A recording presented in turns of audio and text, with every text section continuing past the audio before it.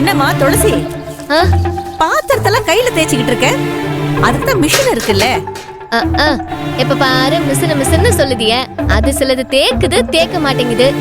அன்னைக்கு கூட பால் தெரிஞ்சு போயிடுச்சு, சாப்பாடு ருசி கெட்டு போயிடுச்சு. அத நான் கையிலேயே தேக்குதேன். ஆமா, இவ்ளோ பாத்திரத்தை எப்படி கையில தேய்ப்ப? மாமா பார்த்தா திட்ட போறாருமா. ஐயோ, நீங்க அவர்கிட்ட எல்லாம் சொல்லிடாதீங்க. நான் ஏன் சொல்ல போறேன்? உன் பாடு, நீ தேய்ச்சிக்கிட்டே இரு. என்ன நீ மருமகளுக்கு ஹெல்ப் பண்ண போறீங்களா? போங்க போங்க, தனியா எல்லா வேலையும் இழுத்து போட்டு செஞ்சுக்கிட்டு இருக்கா. துளசி, இத ரொம்ப நாளா யூஸ் பண்ணாம மேல கழிச்சு வச்சிருந்தேம்மா.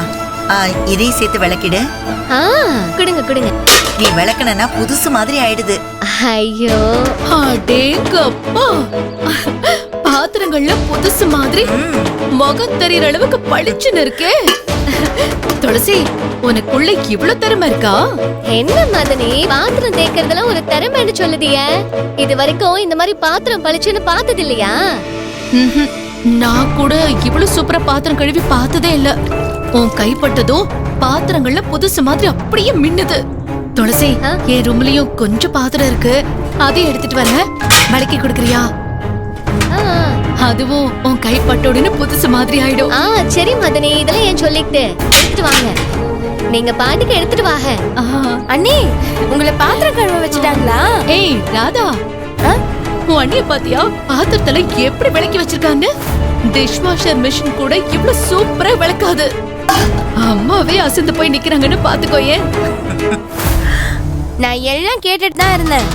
பாத்திரம் கழுவுறதுல பாராட்டுறதுக்கு என்ன இருக்கு? நல்லா சமைச்சாங்க, ருசியா இருந்துச்சு, அத பாராட்டுனீங்க, அதுல ஒரு அர்த்தம் இருக்கு.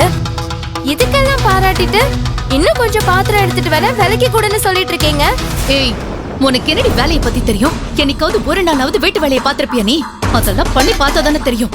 எவ்வளவு சுத்தமா அழகா பண்ணிட்டு இருக்க துளசி. அதனாலதான் துளசிய பண்ண சொல்றோம். புள்ள, என்ன புள்ள, அவங்க ரெண்டு பேருக்கும் நான் பாத்திரம் வளர்க்கறது பிடிச்சிருக்கு, அதான் அப்படி பேசுதாங்க. இங்க பாரு புள்ள, உனக்கு ஏதாவது வேலை ஆகணும்னா சொல்லு, நான் பண்ணி தரேன்.